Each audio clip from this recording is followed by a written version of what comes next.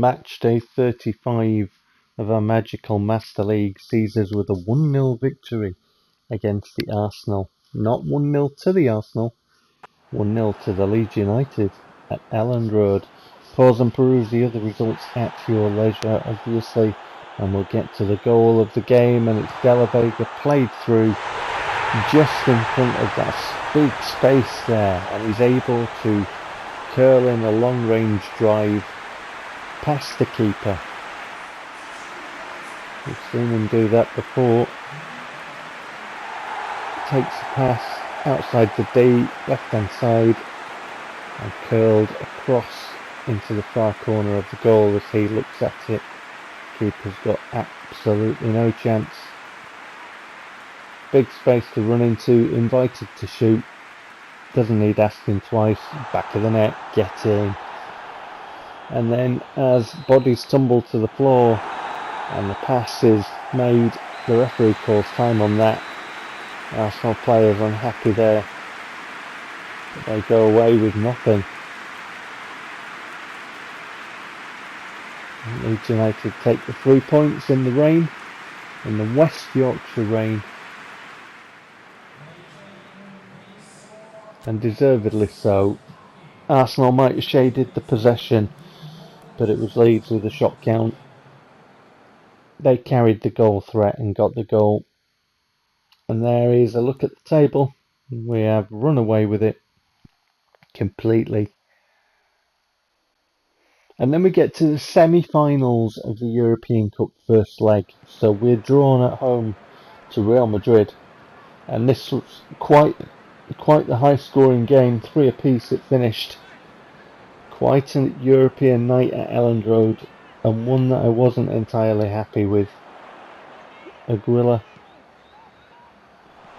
gets the ball in the box. Esposito can't get there, but the ball is not dealt with by Real Madrid, and Leeds have the ball and get the ball to Esposito. And what about it? What about that left foot across the keeper? Just rolled around, got it onto his left foot, and absolutely smashed it in the far corner. What a finish.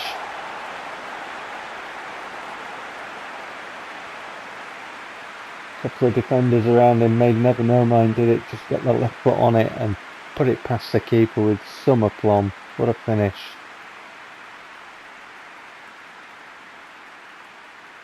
Really puts his foot through it. 1-0, 29 minutes gone. And then, I had to work the situation to score the goal, because this is a semi-final. Real Madrid are a tough team. And as soon as I'd scored, it just felt like, Real Madrid score now. So Benzema nods in from the cross, from kick-off. So we scored, they kicked off, now they've scored. 1-1. All that effort, and it's just like, well, Real Madrid score now. That's what it felt like anyway. But he's in space, receiving, and he's got room to cross. And Benzema, despite not being able to jump higher than both of my central defenders, being outgunned in the air by my central defenders, still gets his head on it, and it does more of that. Anyway, we get the ball to Esposito, 48 minutes on the clock. The game makes him slide, and I'm thinking it's going to nerf it. But it ends up in the back of the net anyway, so that's 2 for Esposito. De La Vega, nice ball, lovely ball, straight to the feet of Esposito. I don't know why the game's made him slide, I haven't got a clue. He's got plenty about him. He's an extremely good striker with very good balance and physicality, as well as lots of other attributes, and the game's gone, he slides. But fortunately, it did not stop it from going in the net. So we lead 2-1. Real Madrid stroking the ball about. Where's my left back? Where is he? Benzema, like I say, despite not being not being the physical, not being the aerial presence, the dominant aerial presence compared to my centre-back, still manages to get his head on a second one. There's more of it. But where's my left-back? He just isn't there. De La Vega was the most defensive left-sided player there. And he's my left wide forward. I don't understand why Amaral can't jump there. Amaral is 190 centimetres tall, can jump higher than Benzema, and he's better in the air than Benzema. And Benzema scores another header. 3 headers against my centre-backs. I was finding this a little unbelievable at this point. You know, once shame on my centre-backs, twice I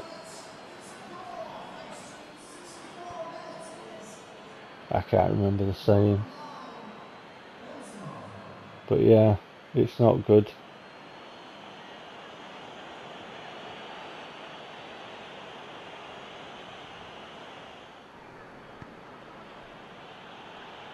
How can 2 centre-backs have been better, you know, defensive? Because that's the other thing. Kasunu's better defensively than Benzema is attacking. Anyway, Esposito gets put through, and Esposito chips the keeper for his hat-trick. So both strikers have scored hat-tricks. But yeah, I'm just feeling sour because, you know, 3 away goals, that's a very strong position to be in, isn't it? So it's not looking good for my team. And like I say, you know, Benzema was outgunned in the air with both my centre-backs and outgunned defensively. My centre-backs were very good. Benzema was not as good attacker as Kasunu was defender. And yet 3 times, you know, they picked him out and 3 times he scored with headers. And like I say, you know, I worked really hard to get my first goal. And then it's like, oh, by the way, Real Madrid score now.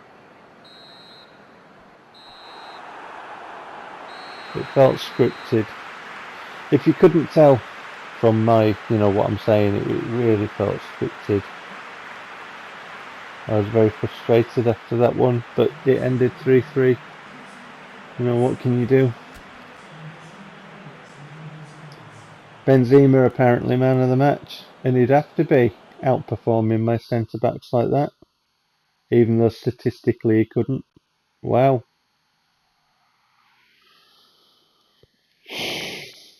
So, match day 36, yeah, you can tell I really wasn't chuffed with that match. I really wasn't.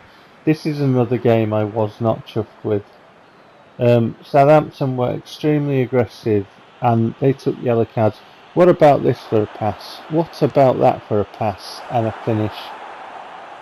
Beautiful pass by Bordegaray. Esposito invited to latch onto it. He did that, and what a finish.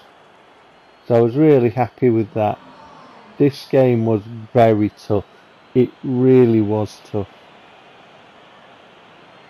Southampton were just, I don't know, you know, faster, stronger, all across the park. Every time we had the ball and they were near us, they won the challenges. Do you know what I mean? It was one of them, and yeah, I wasn't happy with this match. I'd just come from the Real Madrid match that felt rigged, and this match felt rigged. 90 minutes, injury time, ball in the box, and it was just so predictable. That is how it felt this match was going to go while I played it, and then it happened, and it's like, well, I could have written that down. I really could have done. You can tell with these 2 games that I was really feeling a bit peeved with it all. But we'd already won the title. It's just that, you know, when you're actually sat with the pad in your hand and the game's like playing out how you can feel it's going to play out because it's predictable, there's a problem.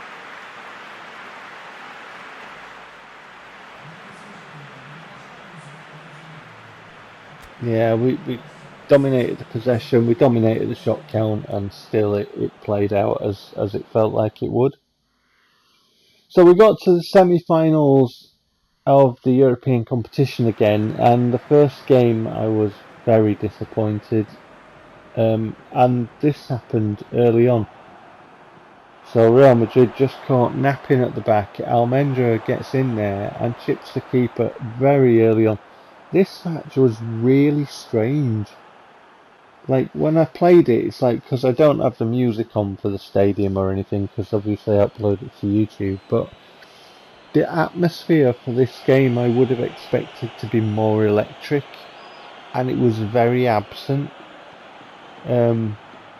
I was expecting a really sort of cauldron of an atmosphere, you know, Real Madrid, and it just wasn't. It was really kind of silent a lot, you know, or quiet anyway. But Almendra chips the keeper early on, and then Madrid try and attack and try and play the ball through. We're in the second half now, so 49 minutes on the clock. And one or two of these passes just felt like the ball was going a bit too far from what I was asking, but we managed to keep control of it. We get it to Esposito. Real Madrid defend the situation, get the ball away to the halfway line, where we pick up on it again. And Almendra slips the ball to De La Vega, and De La Vega on the far side invites Almendra to get the ball, and Almendra back to De La Vega, and De La Vega gets the ball in, and Alshis rises above the Real Madrid man, gets his head to the ball and nods us into a 2-0 lead. That was very pleasing.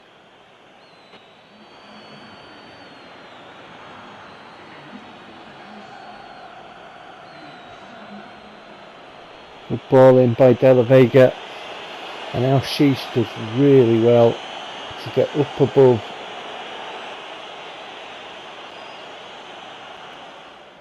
And it's a very good header for a 2-0 lead. Toward the end of the match, it felt like there was nothing I could do, and I might as well put my pad down, because Real Madrid players were just quicker. So if I passed the ball and my player received it, Real Madrid would be there.